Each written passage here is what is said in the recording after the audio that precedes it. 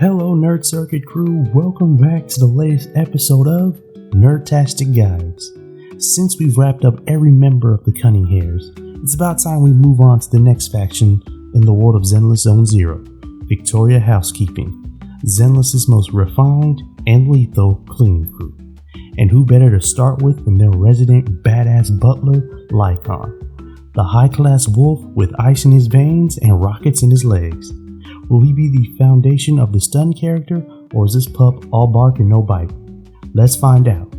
This is Lycaon's Nerdtastic Guide.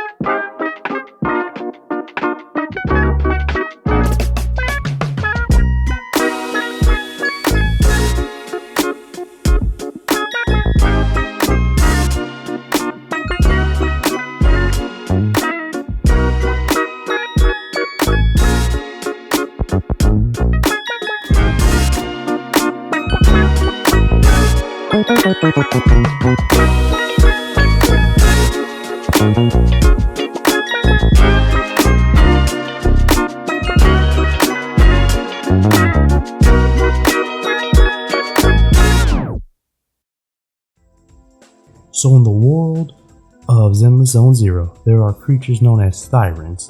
These anthropomorphic animals live amongst the humans and the automatons. These characters come in all shapes, sizes, and backgrounds, giving Zenless Zone Zero a distinct futuristic fantasy feel. Sir Lycaon is a wolf Thyran, rocking white fur and a single crimson eye. And this look just screams nobility, you know? And he reminds me kind of Ghost from Game of Thrones, considering how similar they are. Hell, maybe even Lycaon himself is an albino. But that's another theory for another day and another video. Now what sets Lycaon apart from other characters is class. This guy just oozes elegance. His black and gold butler attire, dignified posture, and eloquent way of speaking screams that he has more money than you or I, but he won't brag about it. You can see Victoria Housekeeping luxury written all over him. And the best part about his design? His mechanical legs. Not only are they visually cool to look at, especially when he's in battle, but they also do a great deal in conveying the world building of Zenless Zone Zero. They aren't just prosthetics, they're ice channeling weapons. His weapons are literally integrated into his body, showcasing how these people have had to evolve and adapt when facing hollows and ethereals. And this shows that Lycaon isn't just Victoria Housekeeping, he's the standard they're aiming for. And considering his past, that's a pretty high standard. So Lycaon has pretty much the basic anime backstory. He and a man named Hugo Vlad used to work under a phantom thief named Jack, and they would steal from the rich and give to the poor in order to make the world a bit more just. However, Hugo struggled with his anger, and because of this, Jack tasked Lycaon with keeping Hugo in check and making sure that he never crossed the line. However, one misunderstanding would lead to the two falling out. Lycaon walked in on Hugo Vlad supposedly killing off his father and half-siblings. They would discuss their philosophies in a shouting match, and Lycaon would pretty much walk out of Hugo's life and go out to save people from a hollow that just appeared. However, this would lead to him losing his right eye and both of his legs. And after this, Lycaon would become close with the mayor of New Eridu and pretty much become the head of Victoria Housekeeping. And after years of service, he would eventually run into the proxy and Hugo. And while begrudgingly working together, the two would reconcile and become friends once again. And Lycaon's story shows us that a man or Thyran can have a code and hold to it despite massive losses. But how does this disciplined, collected, yet fierce man translate into gameplay? Well, what if I told you that this elegant butler is arguably a pretty good foundational stun character. So, as I stated before, Lycaon is a stun agent who excels at applying daze to enemies, setting them up for devastating follow-up attacks by your DPS. His kit can be broken down into his core passive, Metallic Pause. When Lycaon charges his basic attack to completion, the attack deals 40% increased daze.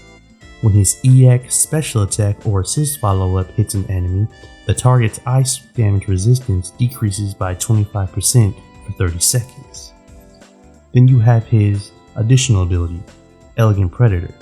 When another character in your squad shares the same attribute or faction, Lycaon hits an enemy and the target's stun damage multiplier is increased by 35%, but the enemy already has to be stunned, so be mindful of that. Then you have his basic attack, Moonhunter. Press 5 times to unleash, physical damage, but Lycaon has the key feature of being able to hold and charge his attacks, which then increase the power and deal ice damage. Then you have his dodge and perfect dodge attack.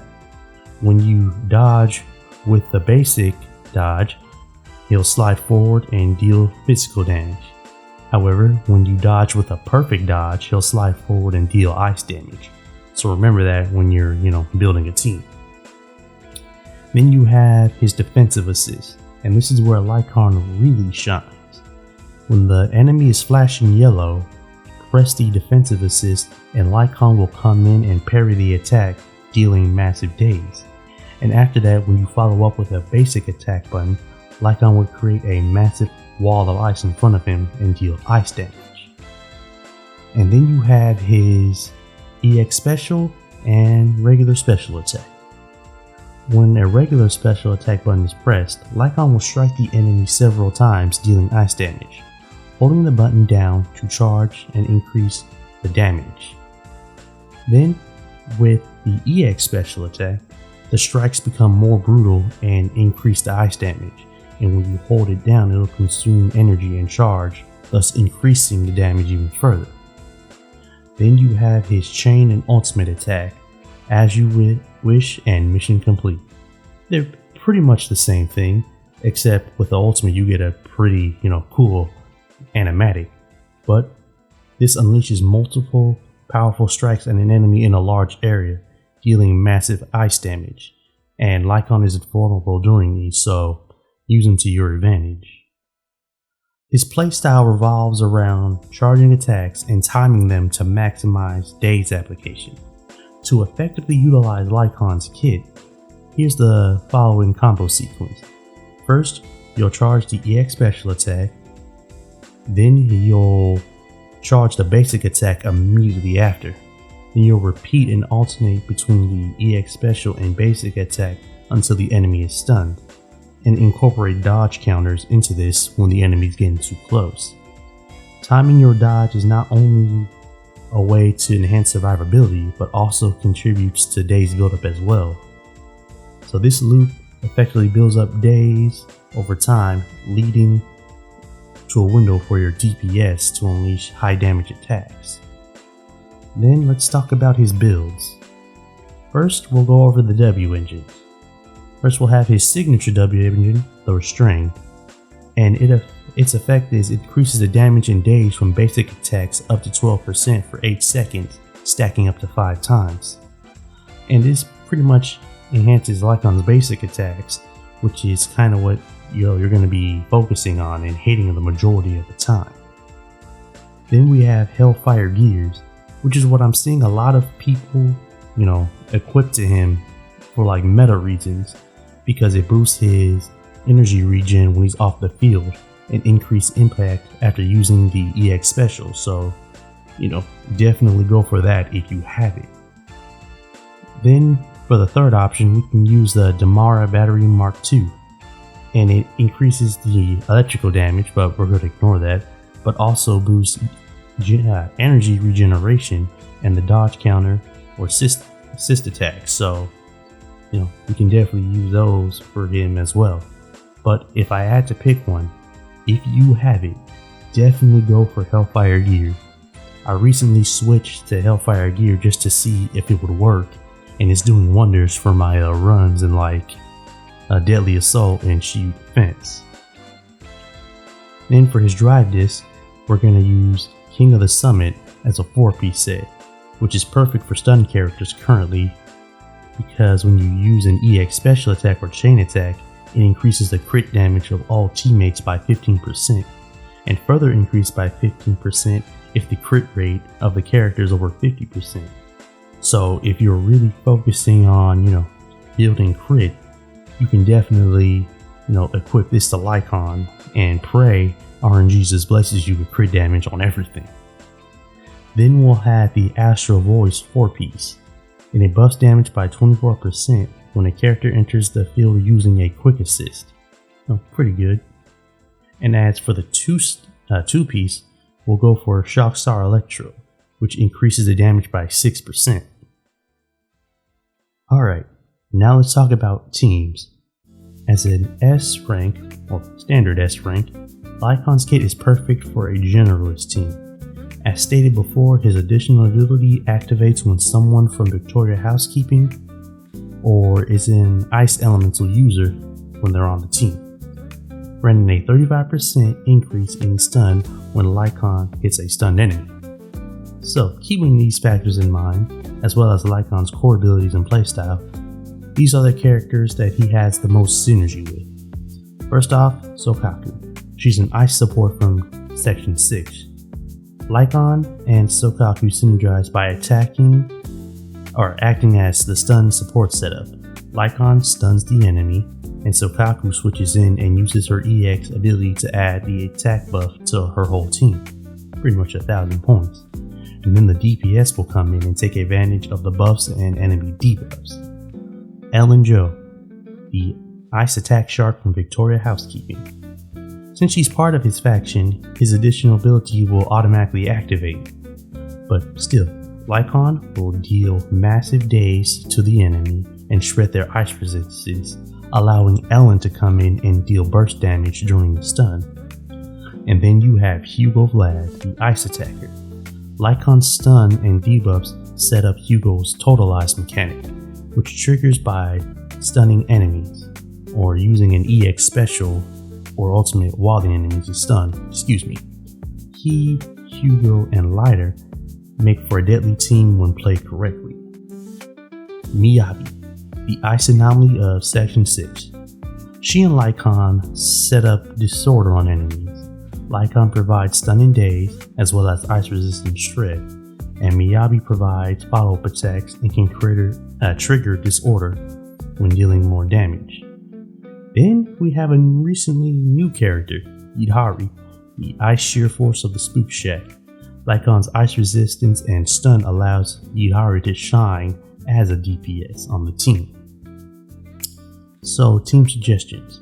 Team 1 is what I call Ice to Meet You, where you'll have Lycaon, Sokaku, Ellen Jo, and or Miyabi, the premier ice team.